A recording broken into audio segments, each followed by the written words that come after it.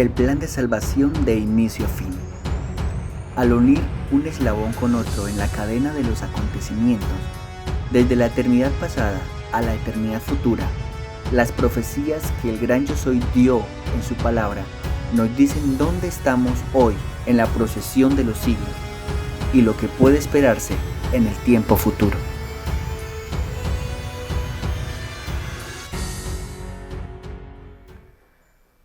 Gracias por acompañarnos. En esta ocasión continuaremos con nuestro estudio titulado El plan de salvación de inicio a fin.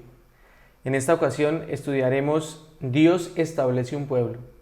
Si recordamos, estudiamos aquella profecía dada en Génesis 3:15 cuando Dios expulsa a Adán y Eva del Edén por su pecado.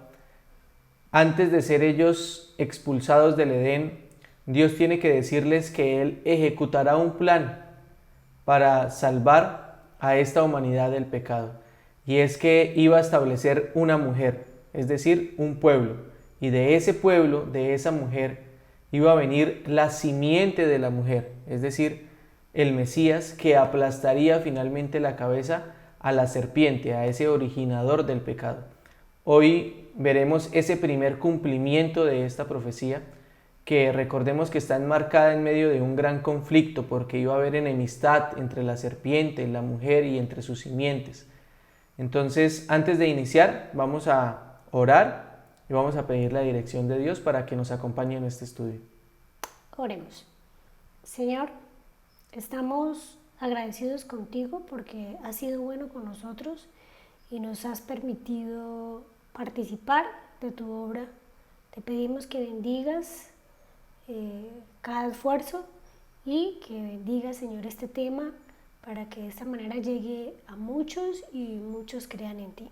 Te lo pedimos en el nombre de Jesús. Amén. Amén. Bueno, entonces para iniciar vamos a ubicarnos en el libro de Génesis, en el capítulo 12. Génesis capítulo 12, versículos 1 al 3. Este es el primer registro donde Dios aparece a Abraham con el propósito de establecer un pueblo con él, con el propósito de establecer la mujer prometida allí en la profecía dada en Génesis 3:15. Vamos a leer Génesis capítulo 2, versículos 1 al 3. Pero Jehová había dicho a Abraham: vete de tu tierra y de tu parentela y de la casa de tu padre a la tierra que te mostraré, y haré de ti una nación grande y te bendeciré, y engrandeceré tu nombre y serás bendición. Bendeciré a los que te bendijeren, y a los que te maldijeren maldeciré, y serán benditas en ti todas las familias de la tierra. Se fue Abraham como Jehová le dijo, y con él marchó Lot. Entonces vemos aquí que a Abraham se le da la promesa y dice que por medio de él serán benditas todas las naciones de la tierra. Vemos que con él va un acompañante que es su sobrino Lot, que de él hablaremos ahora más adelante y vamos a ver también algo interesante, porque es una historia muy parecida a lo que aconteció en nuestro tema anterior acerca del diluvio. Y una pregunta me surge acá y es, ¿por qué Dios le dice a Abraham que debe salir de la parentela de sus padres? ¿Por qué él tiene que irse de ese lugar? ¿Acaso qué estaba sucediendo en ese lugar? ¿Tú nos puedes contar qué sucedió después del diluvio? Bueno, vimos entonces que habían dos simientes. Una era la familia de Set, que vimos que esa era la familia por donde venía la descendencia buena y pues que traería la promesa de Cristo Jesús. Pero vemos que entonces en un momento ellos se olvidan de Dios y llegan al punto de adorar a dioses extraños. Vamos a ver en qué lugar nos dice esto. En Josué 24, versículo 2 nos dice: y dijo Josué a todo el pueblo: así dice Jehová, Dios de Israel: vuestros padres habitaron antiguamente al otro lado del río, esto es Taré, padre de Abraham y de Nacor, y servían a dioses extraños. Vemos aquí que los padres de Abraham o esta descendencia de Set se habían ido a un lugar en donde pues allí no adoraban al Dios verdadero, sino que estaban adorando a dioses extraños. Y para confirmar en qué lugar se encontraban, vamos a leer Hechos 7, 2 al 4. Y él dijo: varones hermanos y padres, oíd, el Dios de la gloria apareció a nuestro padre Abraham, estando en Mesopotamia antes que morase en Harán, y le dijo: sal de tu tierra y de tu parentela, y ven a la tierra que yo te mostraré. Entonces salió de la tierra de los caldeos y habitó en Harán, y de allí muerto su padre, Dios le trasladó a esta tierra en la cual vosotros habitáis ahora. Estamos viendo allí que ellos habitaban en la tierra de los caldeos. Esto es lo que luego conoceremos como Babilonia. Allí en ese lugar estaban habitando esta familia. Sí, tú mencionabas las dos descendencias, la descendencia buena, la descendencia mala. Vemos que de Sem desciende finalmente Abraham, pero está la descendencia de Cam, ¿no es cierto? Que sería la descendencia utilizada por Satanás para atacar al pueblo que Dios establece. Y de esa descendencia Cam vemos que se levantan o se unen para edificar la torre conocida como la Torre de Babel. Y en esa ciudad, en medio de esa ciudad, empiezan a adorar dioses extraños y empiezan a olvidarse de Dios, pero allí se encontraba Abraham. Por eso entonces es necesario que él salga de esa tierra, salga de ese lugar. Y es interesante ver que se repite la misma estructura o la misma secuencia que hemos venido estudiando en las Escrituras, y es que en medio del pecado, en medio de la situación de que el pueblo se olvide de Dios y aumente la maldad, siempre Dios ha tenido un remanente fiel, siempre Dios ha tenido una persona o un pueblo al cual puede utilizar para cumplir su propósito en esta tierra, en este caso Abraham, y le dice: salga de ese lugar. Así es. Entonces con esto pues ya hemos introducido con quién se establece el pueblo, quién es esa persona de la cual finalmente se va a establecer esa mujer que se había prometido en Génesis 3:15. Pero en medio de esta historia de Abraham encontramos otras cosas que no podemos dejar de estudiarlas o dejar de mencionarlas. Es un estudio de inicio a fin. Tendríamos que ser más detallistas, ¿no? Pero quizás el tiempo no lo permite. Pero pues vamos a mencionar algunas cosas que más adelante tendremos que rescatar porque representan cosas que son muy importantes. Entonces vamos a hablar acerca de un sacerdote que había en la época de Abraham. Recordemos que los sacerdotes se establecen muchos años más adelante, cuando Dios libera al pueblo de Israel de Egipto, ya cuando se establece algo que se conoce como el santuario. Hay uno de los hijos de Jacob, de los hijos de Israel, Leví, y por medio de él se establecen los sacerdotes. Pero aquí vamos a ver que mucho antes de eso se estableció o había un sacerdote del cual no se menciona absolutamente nada con respecto a su genealogía. Y vamos a mirar qué significa el primer sacerdote en la tierra. Para eso vamos a leer Génesis capítulo 14, versículos 18 al 20. Entonces Melquisedec, rey de Salem y sacerdote del Dios Altísimo, sacó pan y vino y bendijo diciendo: bendito sea Abraham del Dios Altísimo, creador de los cielos y de la tierra, y bendito sea el Dios Altísimo que entregó tus enemigos en tu mano y le dio a Abraham los diezmos de todo. Claramente vemos que Abraham lo reconoce como sacerdote porque le entrega los diezmos de lo que había obtenido en dicha batalla. Y aparte, algo interesante es que el versículo 18 menciona que Melquisedec no solamente es sacerdote, sino que Melquisedec también es rey de Salem.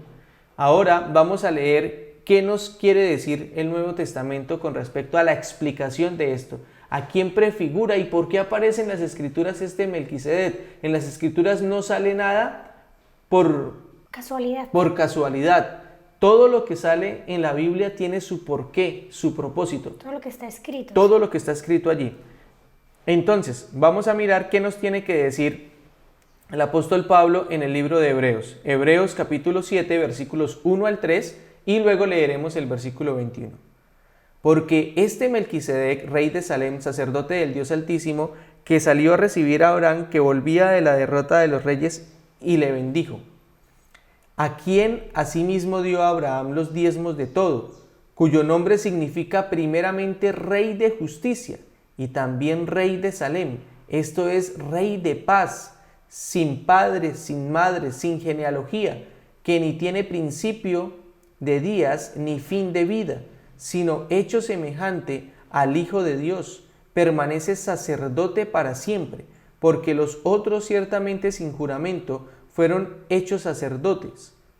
Pero éste con el juramento del que le dijo, juró el Señor y no se arrepentirá, tú eres sacerdote para siempre, según el orden de Melquisedec.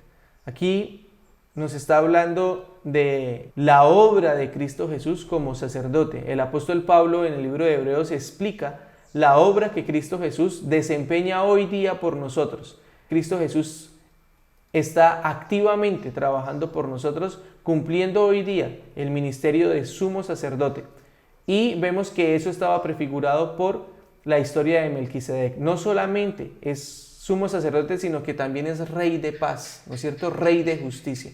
De esto hablaremos más adelante y explicaremos más acerca de este tema. Solamente queríamos mencionarlo para que recordemos en qué momento de la historia se menciona a este Melquisedec. Así es. Y pues seguidamente vamos a repasar un poco la historia de Lot y la destrucción de Sodoma y Gomorra. Nos preguntamos por qué debemos estudiar esta historia. Al igual que la historia de Noé, esta historia la mencionó Jesús en el Nuevo Testamento haciendo referencia a su próxima venida. Entonces por eso debemos estudiarla. Vamos a ver lo que nos dijo Jesús. Está en Lucas 17 versículos 28 al 30. Nos dice, asimismo como sucedió en los días de Lot, comían, bebían, compraban, vendían, plantaban, edificaban. Mas el día en que Lot salió de Sodoma, llovió del cielo fuego y azufre, y los destruyó a todos. Así será el día en que el Hijo del Hombre se manifieste. Vemos allí que esta historia prefigura la venida de Cristo Jesús. Vemos que los eventos que suceden allí en la historia de Lot van a ocurrir también al final. Vamos a estudiar entonces cuál era la condición moral y los pecados de Sodoma para tener una idea de la condición actual del mundo y cómo Dios va a darle solución a esto. La historia de Noé, unida con la historia de Lot, nos van a dar características de lo que sucederá al fin del tiempo, justo antes de la segunda venida de Cristo Jesús. En este caso, vamos a ver que se cumple la misma secuencia. Miren lo que dice Génesis capítulo 13, versículo 13. Mas los hombres de Sodoma eran malos y pecadores contra Jehová en gran manera. En la historia de Noé, nosotros leíamos en Génesis 6 que la maldad en la tierra fue tanta que Dios tuvo que decir, me arrepiento de haber creado al hombre. En la historia de Lot sucede lo mismo. Hay maldad. Bueno, pero miremos un poco más en detalle quizás la maldad que había en ese momento. En primer lugar, perversidad sexual. ¿Qué nos cuentas acerca de eso? Génesis 19:5 nos dice, y llamaron a Lot y le dijeron, ¿dónde están los varones que vinieron a ti esta noche? Sácalos para que los conozcamos. He aquí, ahora yo tengo 2 hijas que no han conocido, varón, os las sacaré fuera y haced de ellas como bien os pareciere. Solamente que a estos varones no hagáis nada, pues que vinieron a la sombra de mi tejado. Lot se había separado de Abraham en un momento de la historia, se separó porque ya tenían mucho ganado y no podían convivir juntos, así que él buscó un lugar cerca a Sodoma y Gomorra porque era un lugar agradable, era un lugar bonito y dice la Biblia que se parecía al Edén. Estando él allí, Dios ve la maldad de los sodomitas y decide destruirlos. Entonces él envía allí unos mensajeros y estos mensajeros van a la casa de Lot. Estando en la casa de Lot, los habitantes de esta ciudad quieren sacar a estos visitas de Lot para conocerlos. Esto quiere decir para intimar con ellos, para tener relaciones sexuales, y lo vamos a ver más adelante. Esto significa que en este pueblo había mucha perversidad sexual, y pues si hacemos una comparación entre ese momento y ahora, pues vemos que la situación no es diferente, ¿no? Allí se hablaba de la homosexualidad. Cuando hablamos de homosexualidad, muchas veces usamos o hemos escuchado que usan la palabra sodomitas, porque de allí viene como esa práctica antinatural. Me surge una pregunta, y sabiendo Lot la condición de ese pueblo, ¿por qué fue a ese pueblo? ¿No? Lot no era un hombre malvado, Lot tenía buenas intenciones al ir a esa ciudad y en medio de sus intenciones, él también quería evangelizar a esta nación de Sodoma y Gomorra. Él quería evangelizar y llevar el mensaje del Dios Altísimo a estos habitantes del pueblo. Si hubiera habitado fuera de esa ciudad y de esa manera su casa no se hubiese contaminado de tal manera y pues las cosas hubiesen sido muy diferentes. Pero él cometió el error de meterse dentro de esa ciudad pecaminosa. ¿Cómo debemos nosotros hacer ese papel de evangelismo hoy día? También había violencia. En Génesis 19:9 nos dice: ellos respondieron, quita allá. Añadieron, vino este extraño para habitar entre nosotros, y habrá de erigirse en juez. Ahora te haremos más mal que a ellos. Hacían gran violencia al varón, a Lot, y se acercaron para romper la puerta. Entonces vemos que realmente era mucha la maldad en este lugar. Aquí nos damos cuenta cuál es la forma correcta de evangelizar las ciudades. Realmente evangelizar las ciudades no es un sinónimo de vivir en las ciudades. Debemos aprender de estas historias y debemos ver que realmente vivir en medio del pecado no hace bien para nuestra familia y menos para los chiquitos que crecen en medio de una sociedad tal. Materialismo sin misericordia. Vamos a leer Ezequiel 16, 48 al 49, nos dice: he aquí que esta fue la maldad de Sodoma tu hermana, soberbia, saciedad de pan y abundancia de ociosidad tuvieron ella y sus hijas, y no fortaleció la mano del afligido y del menesteroso. O sea que en donde se concentraba la riqueza, pues ellos eran, dice que ociosos, ¿no? Y adicional a eso, pues obviamente siempre ha habido dentro del pueblo, siempre ha habido los más pobres, pues ellos no contribuyeron a ayudar al afligido y menesteroso. Así es, pero en medio de ese lugar pecaminoso, en medio de esa situación, vemos que Dios siempre emana juicios contra el pecado o contra el pecador, no sin antes darle la oportunidad y la misericordia, ¿verdad?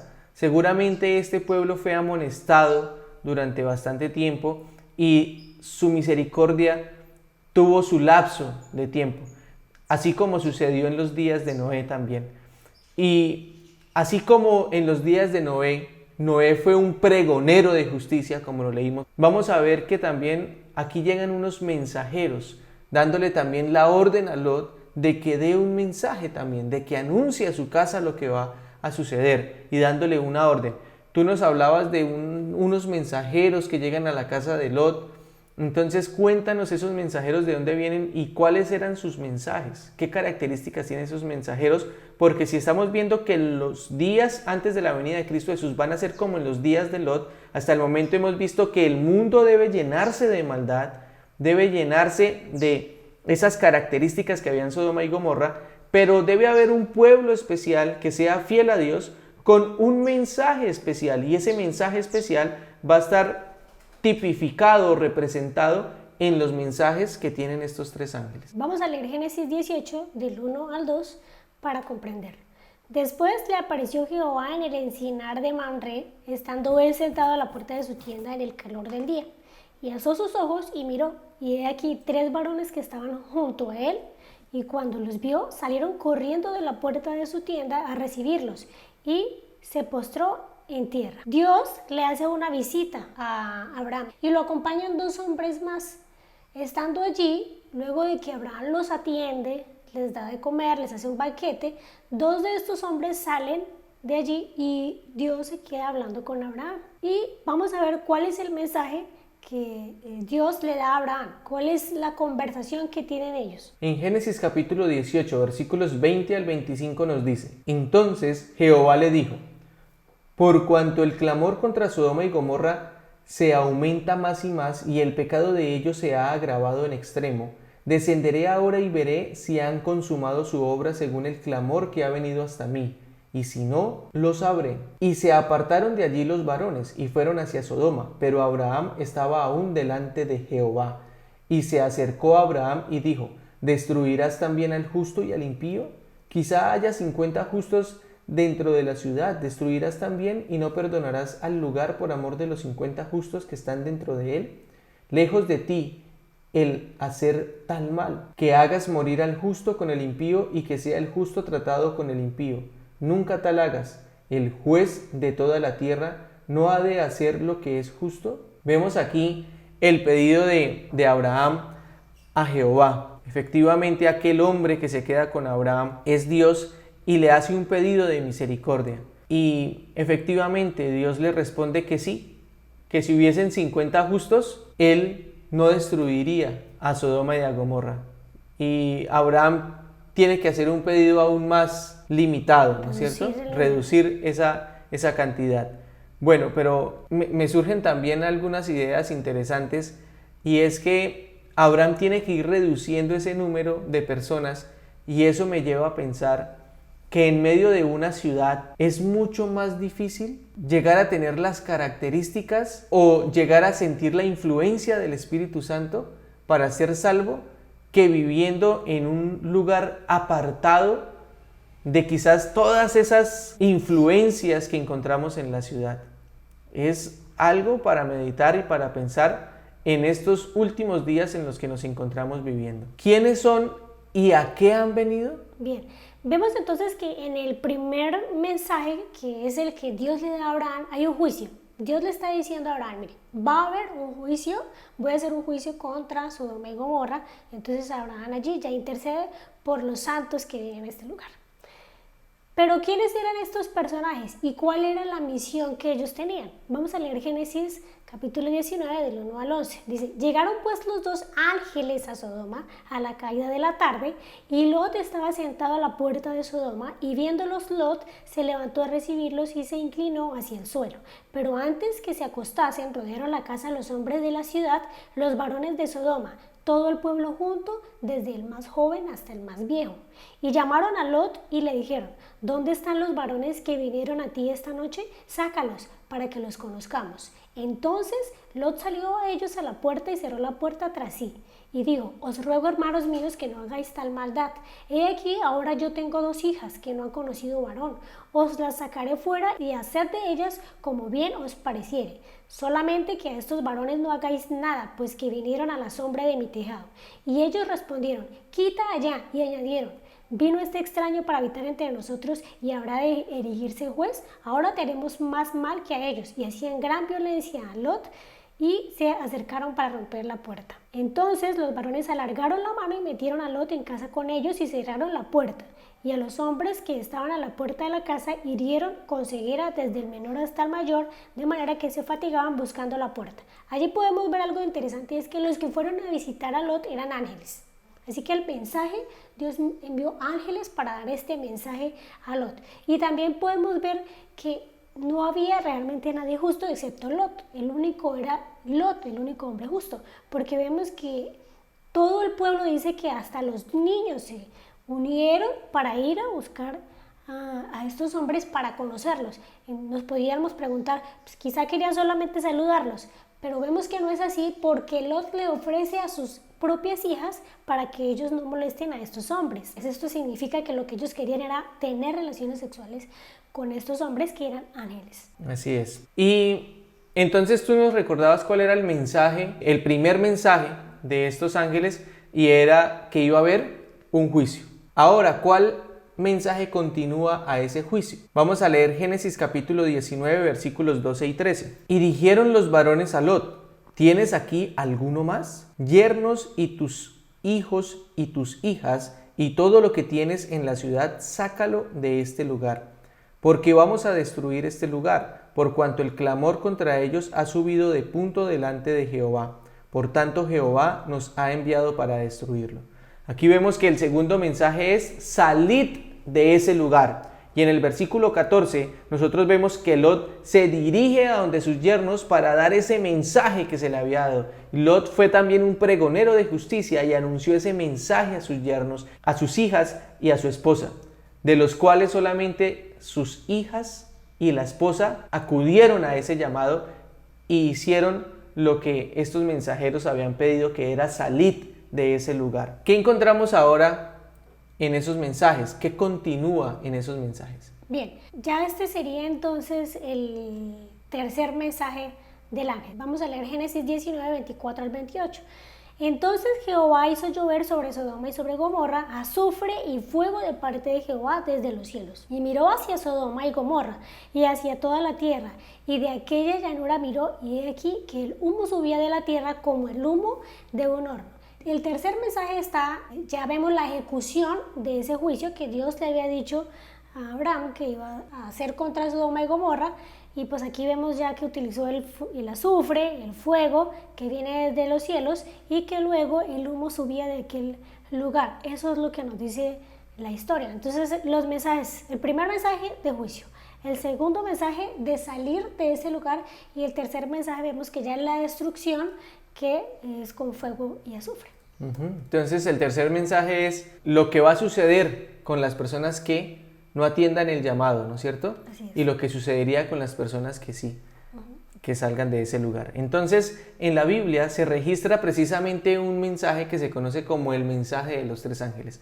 Y si nosotros leemos Apocalipsis capítulo 14, versículo 14, allí encontramos que se ve al Hijo del Hombre en las nubes de los cielos con una hoz, dispuesto a venir a cegar. Quiere decir, me habla de la segunda venida de Cristo. Pero antes del versículo 14, encontramos en Apocalipsis 14, desde el versículo 6 hasta el versículo 13, ese último llamado que tiene como propósito madurar la cosecha por la cual viene Cristo Jesús en su segundo regreso. Es decir, que es el último llamado de advertencia, es el último llamado de amonestación. En Apocalipsis capítulo 14, versículos 6 y 7 encontramos el primer mensaje. Simplemente vamos a estudiar estos textos como para mirar la similitud, pero no vamos a entrar en detalle.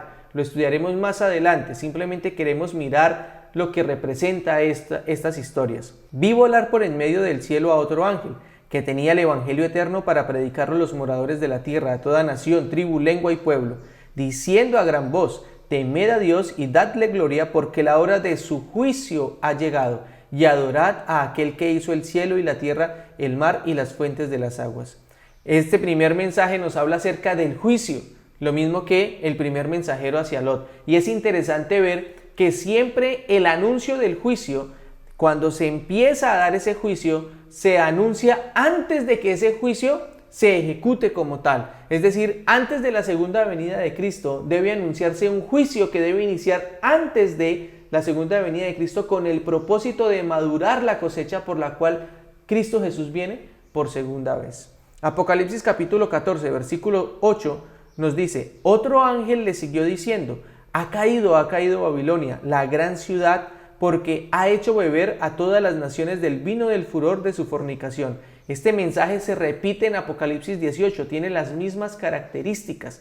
Dice el versículo 4 de Apocalipsis 18: y oí otra voz del cielo que decía: salid de ella, pueblo mío, para que no seáis partícipes de sus pecados ni recibáis parte de sus plagas, porque sus pecados han llegado hasta el cielo y Dios se ha acordado de sus maldades. Vemos las mismas palabras que se dijeron contra Sodoma y Gomorra, y la orden de este segundo mensaje es: salid de ese lugar, salid de Babilonia.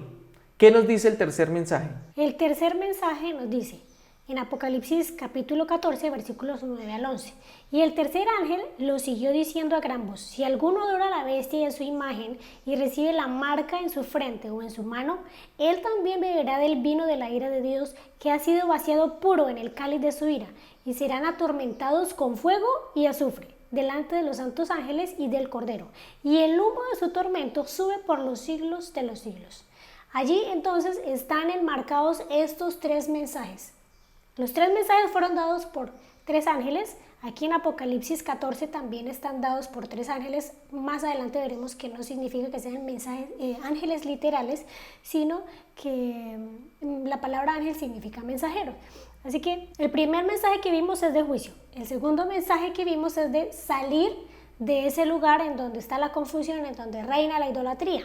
Y el tercer mensaje, ya vemos que es el juicio en ejecución, ¿no? Atormentados con fuego y azufre, que fueron también las mismas palabras que encontramos en el último mensaje de Sodoma. Y también vemos allí algo bien curioso, y es el humo que sube, que va a subir también al final, cuando se destruyan a los malos.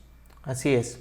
Ahora, ¿qué continuó sucediendo en la vida de Abraham? ¿No es cierto? ¿Qué sucede con ese pueblo que Dios establece con Abraham? Entonces, vamos a mirar que se da una señal a Abraham acerca del pacto. Vamos a leer Génesis capítulo 17, versículos 2 al 10. Y pondré mi pacto entre mí y ti, y multiplicaré en gran manera. Entonces Abraham se postró sobre su rostro, y Dios habló con él, diciendo: He aquí mi pacto es contigo, y serás padre de muchedumbre de gentes, y no se llamará más tu nombre Abraham, sino que será tu nombre Abraham, porque te he puesto por padre de muchedumbre de gentes. Y te multiplicaré en gran manera, y haré naciones de ti, y reyes saldrán de ti. Y estableceré mi pacto entre mí y ti, y tu descendencia después de ti en sus generaciones, por pacto perpetuo para ser tu Dios, y el de tu descendencia después de ti. Y te daré a ti y a tu descendencia después de ti la tierra en que moras, toda la tierra de Canaán en heredad perpetua, y seré el Dios de ellos. Dijo de nuevo Dios a Abraham: En cuanto a ti, guardarás mi pacto, tú y tu descendencia después de ti por las generaciones. Este es mi pacto, que guardes entre mí y vosotros y tu descendencia después de ti. Será circuncidado todo varón de entre vosotros. Circuncidaréis pues la carne de vuestro prepucio, y será por señal del pacto entre mí y vosotros. Este era un pacto realmente importante que se estableció con Abraham. Era tan importante inclusive que en el versículo 14 nos dice lo siguiente: pero el que no sea circuncidado deberá ser eliminado de entre ustedes por no haber respetado mi alianza. Es decir, que quien no fuese circuncidado no era contado dentro del pueblo, más bien debía ser eliminado de en medio de ellos. Esa era la señal. Pero antes de que se diera esa señal a Abraham, antes de que se le dijera: toma esto por señal entre el pacto que haré entre mí y ti, le dice Dios a Abraham, antes de eso, Abraham ya se había mostrado justo ante Dios. ¿Cómo Abraham fue justificado delante de Dios antes de poner esa señal? Encontramos esa respuesta en Hebreos 11, 8 al 10. Por la fe, Abraham, siendo llamado, obedeció para salir al lugar que había de recibir como herencia, y salió sin saber a dónde iba. Por la fe habitó como extranjero en la tierra prometida, como en tierra ajena, morando en tiendas con Isaac y Jacob, coherederos de la misma promesa, porque esperaba la ciudad que tiene fundamentos, cuyo arquitecto y constructor es Dios. Entonces vemos allí la respuesta. La respuesta es que, ¿qué hizo que Abraham fuese justificado ante Dios? Su fe que obraba. Cuando Dios le dice a Abraham que salga de ese lugar de donde él habitaba, no le dice para dónde va. Sin embargo, Abraham oye su voz y sale de este lugar. Y así vemos que no solamente hizo caso a ese llamado, sino vemos más adelante que fue siempre obediente a Abraham. Por supuesto tuvo fallas con respecto a su fe, pero su fe siempre fue probada y salió, podríamos decirlo, que ileso ante estas pruebas. De hecho, Abraham muere y él todavía no recibe la promesa de habitar en este lugar donde se le había dado la promesa. Así que vemos que lo que justificó a Abraham fue su fe al obedecer la palabra de Dios tal cual se le había indicado. Y miramos algo interesante, y es que esa palabra fe tiene algo más de trasfondo, ¿no? Porque los padres de Abraham conoció a Dios no porque Dios se le manifestó a él. Abraham conocía a Dios porque desde sus padres se contaba la historia. Desde los días que Adán fue expulsado del Edén, se fue contando la historia. Abraham escuchó de la voz de sus padres acerca del Dios verdadero, pero la diferencia de Abraham y de sus padres, ellos creían en Dios. La diferencia de Abraham es que él creyó y obedeció, es decir, una fe que obra. Y efectivamente esto sucedió antes de que se diera la señal del pacto. Nosotros lo leímos en Génesis 17, acabamos de leer Hebreos 11, 8 al 10, que por la fe Abraham fue justificado. Esto el apóstol Pablo lo está citando de 2 capítulos atrás de lo que leímos acerca de la señal. En Génesis capítulo 15, versículo 6 se dice: Abraham creyó al Señor y por eso el Señor lo aceptó como justo. Es decir, vemos que antes de dársele la señal, Abraham fue contado como justo. por la fe. Miren lo que dice Santiago 2:23, de igual manera. Y se cumplió la escritura que dice, Abraham creyó a Dios y le fue contado por justicia y fue llamado amigo de Dios. Y entonces hoy podríamos hacernos la misma pregunta. ¿De qué forma entonces somos justificados hoy nosotros ante Dios? Porque esto es importante que nosotros lo sepamos. Nosotros debemos aparecer como justos ante Dios. Pero ¿de qué forma nosotros somos justos? Entonces vamos a ver que es a través de nuestra obediencia, por supuesto a través de la sangre de Cristo Jesús, pero nuestra obediencia juega un papel muy importante en este tema de la justificación, que es un tema que veremos más adelante. Así es. Y en Génesis capítulo 22 encontramos un pedido a Abraham. Y ese pedido dado a Abraham fue con un propósito muy especial. Y es que era mostrarle el plan de salvación a Abraham. Cada uno de los patriarcas y de los profetas y el pueblo en general debía conocer el plan que Dios instituyó para salvar al hombre. En Génesis 22, 1 al 12 encontramos no solamente la forma como Dios probó a Abraham, sino la forma como Dios le muestra el plan, lo que iba a suceder en el futuro con respecto a Cristo. Aconteció después de estas cosas que probó Dios a Abraham y le dijo, Abraham, y él respondió, heme aquí, y dijo, toma ahora tu hijo, tu único Isaac, a quien amas, y vete a tierra de Moría, y ofrécelo allí en holocausto sobre uno de los montes que yo te diré. Y Abraham se levantó muy de mañana y enalbardó su asno, y tomó consigo 2 siervos suyos, y a Isaac su hijo, y cortó leña para el holocausto, y se levantó y fue al lugar que Dios le dijo. Al tercer día alzó Abraham sus ojos y vio el lugar de lejos. Entonces dijo Abraham a sus siervos, esperad aquí con el asno, y yo y el muchacho iremos hasta allí y adoraremos, y volveremos a vosotros. Y tomó Abraham la leña del holocausto y la puso sobre Isaac su hijo, y él tomó en su mano el fuego y el cuchillo, y fueron ambos juntos. Entonces habló Isaac a Abraham su padre y le dijo, Padre mío, y él respondió, heme aquí mi hijo. Y él dijo, he aquí el fuego y la leña, mas ¿dónde está el cordero para el holocausto? Y respondió Abraham, Dios se proveerá de cordero para el holocausto, hijo mío. E iban juntos. Y cuando llegaron al lugar que Dios le había dicho, edificó allí Abraham un altar, y compuso la leña, y ató a Isaac su hijo, y le puso en el altar sobre la leña. Y extendió Abraham su mano y tomó el cuchillo para degollar a su hijo. Entonces el ángel de Jehová le dio voces desde el cielo y le dijo, Abraham, Abraham. Y él respondió, heme aquí. Y dijo, no extiendas tu mano sobre el muchacho, ni le hagas nada, porque ya conozco que temes a Dios, por cuanto no me rehusaste a tu único hijo. En Hebreos 11, 17 al 19 encontramos, por la fe Abraham, cuando fue probado, ofreció a Isaac. Y el que había recibido las promesas ofrecía su unigénito, habiéndosele dicho, en Isaac te será llamada descendencia, pensando que Dios es poderoso para levantar aún de entre los muertos, de donde en sentido figurado también le volvió a recibir. Entonces allí vemos que Abraham actuó conforme a su fe. Él sabía que se le había prometido una gran descendencia, pero su único hijo, por medio de donde venía la promesa, era por Isaac. Así que él lo ofrece sabiendo que Dios de alguna manera iba a cumplir el plan con Isaac, pensando que podía resucitarlo. Vemos entonces que Dios le envía a Abraham a hacer un sacrificio con su hijo. Su hijo representa a Cristo Jesús, es llevado a hacer un sacrificio. Abraham representaría entonces a Dios el Padre, Isaac a Cristo Jesús, y vemos que va a hacer un sacrificio con su hijo. Sin embargo, antes de que Isaac sea sacrificado, Dios le provee un cordero, indicando definitivamente que Isaac no es el Mesías prometido. Este cordero es Cristo Jesús representado por medio de este cordero.